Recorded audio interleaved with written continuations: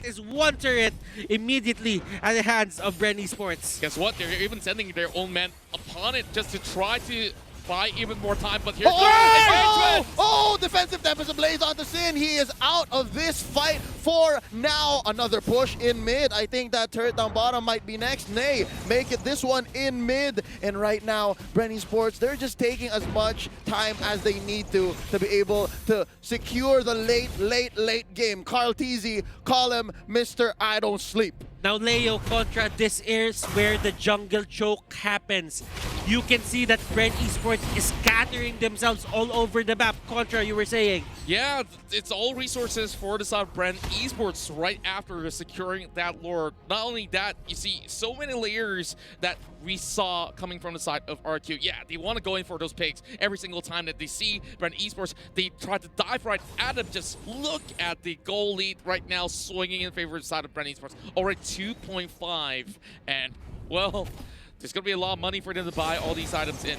I just want to check the items right now so that we have a bit of time. Oh no, there's a fight happening. Oh no, Ejector started up. It's few. That's going to be Tempest Ablaze. You know Sin feels it right now. Black Dragon forming here by FlapTZ. Oh, and WizKing gets blown to pieces. Ejector into the turret. Summon Force right there. That's going to be the barricade. Down goes WizKing. Rebo gets the kill. And that's one for BREN. I think this is the perfect time to just go for an item check. So let's see Better what late than never. the Claude has.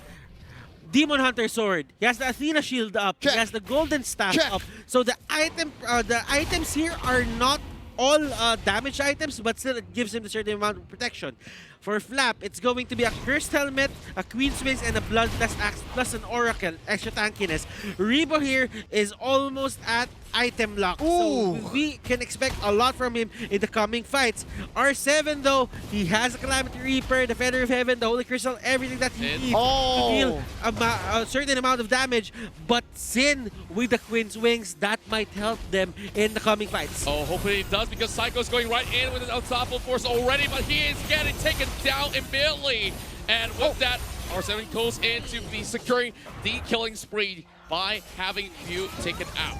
Nice for RRQ. I like that RRQ is trading out effectively, and they defended that inhibitor turret relatively well. Could have been cleaner since Psycho had to go down just the same. But there is one thing that's alarming me. One thing that says, oh, RRQ, HOSHI, I think they know that they're on the ropes, is because almost all Tempest Ablaze in the past 2 or 3 team fights have been defensive. Right now, they want to pick this. Sin, another defensive Tempest Ablaze going to be going back. And FlapTZ and Rebo are here. They're dealing the damage. They're raining it down. That's going to be Ling taken down. Another looking for it. Oh, waiting to come back. That's R7 now. And from the back, it's WizKing. 3-4-0. BREN Esports can go ahead and take this Free Lord second to the game. And from here, another penetration. You can really see the easy connection.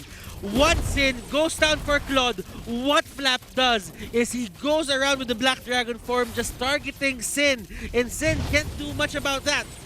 Yeah, they went in a little bit too early, if you ask me, because they went in for that engagement by the corners of the jungle, and there's nothing much to get out of it. They loosen in the process. This is just history repeating itself. And second Luminous Lord for the side of BREN Esports. I think they have got this game pretty much sealed. Yep, Divine Glaive going over to R7, but check it out, FlapTZ just got his Sea Halberd now. Middle lane pushed in. Lord isn't even on the map just yet. Now, we have come from just building casual Deadly Blades into actually turning it into a full-on Sea Halberd, and that is just impressive. That just shows how much FlapTZ wants to really stop the regeneration and finish fights when they started, because I believe the next 1 or 2 team fights, if it even extends to that, could be the last. Yeah, and looking at R7, they don't really have as much deaths. WizKing as well, so you really just have to stop them on their tracks. If they can stall out the game, make an important pickoff, make an important play, then that might be something that BREN Esports can lose from. Yeah, speaking of losing stuff, they're already lost the top side of the turret, and you can definitely see that Finn is absolutely caught out. That's not where he needs to be at, but the Lord is already scored, and Lusty is hunting for those kills. BREN Esports will definitely get this equalizer right here for the Philippines. Sitting at 1-1, Butters, you may have been the herald of good news for many Filipino fans around the world of Mobile Legends and of BREN Esports. Maybe, just maybe, that game 1 was all they needed to pick up the pace. I mean, well, it could be a download game. No. I'm not quite sure. I haven't really talked to them if they really like their download games, but it happens for some. And you can't really explain it, but if the tournament meta is not available or changes, this are the things that might happen to people. It's the first game curse, second game curse, third game curse. I don't know, but it happens. Well, talk about warm-up games here. BREN looking much better. I definitely felt like there were moments where RRQ kind of was getting around them, going for those big corners. But again, this is one heck of a series for this top 3 spot. I mean, 1-1 in a best of 5 already. It's neck and neck. How is it looking like here, and how's things going to shape up from here on out? Yeah, I really want to point out one thing that I dislike coming from RQ's draft here. Ooh. Yes, Jawhead, high priority coming into many of these matches, good in the meta, but it's something that later in the stage of the game, it just falls off so drastically, and it's evident, the moment that you see there's an Alice and the clock, they can easily walk away, whoever you throw. I see. Well, with that being said, let's get a more in-depth analysis from our analysis. Let's go over to them.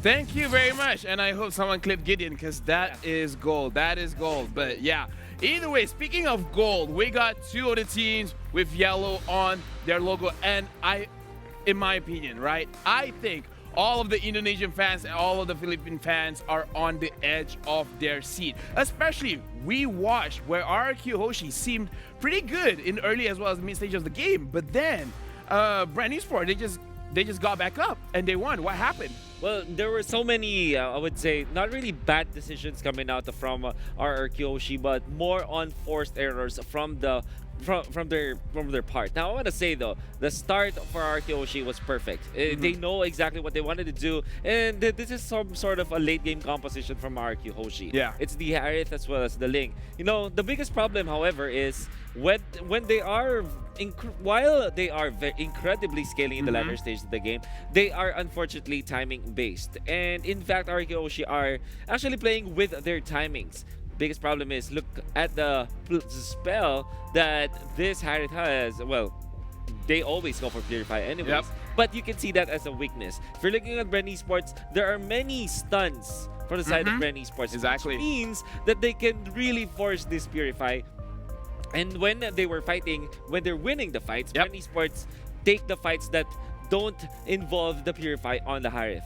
And the thing that I like about BREN Esports, usually we see that when a team is going down, they just okay, we'll just wait for someone to make a mistake and then we'll capitalize. But BREN Esports, especially from the Yuzong, from Flap TZ, just like you said, forced errors. Yes. He forced the situation onto RRQ HOSHI to answer the situation. I love the play at the top side, just like you said. Yep. They timed Harith's Purify. Okay, the Purify is not a we can go in and then Sylvana goes in. Exactly. And the thing is, we look at Alice as well from Rebo with the Enchanted Talisman as well as with the purple buff. Or, yeah, he basically doesn't ever lose mana. He just goes in with the Blood Oath and he just stays in there for a very long time. And then Yuzong coming in with the Black Dragon form, and then later on with the Dragon Tail as well. It becomes very, very difficult for RRQ HOSHI to really sustain. Yes, Whisking, we see he sustains super, super well with his Haas Claw, with his Endless Battle Oracle, as well as the Blood Wings, but that is Whisking. That's not the same thing with Ling, Selena, as well as Harry from R7, Xin, as well as Vin, where we can see plenty of times they try to fight, where Ling, he has used every single skills, every single energy, but nothing happened. But right now, let's look at the MVP of the game, and it's going to go to Flap TZ on this Yuzong with match KD of 8, 4, and 6. See Halbert picks up as well. Not only that, the most important thing that I want to take on about Flap TZ and how he played this is he also understood that RRQ HOSHI, they are timing based. Not only are they dependent on the Purify on Harith, but they are also dependent on the Tempest of Blades. The last 3 skirmishes that RRQ HOSHI lost, and those were the decisive ones, right? Yeah. Losing those 3 skirmishes really allowed BREN Esports to take the Lord and eventually take the game. Those last 3 skirmishes they were able to force the Tempest of Blaze. And this is because of the combination between Lusty, Flaptease,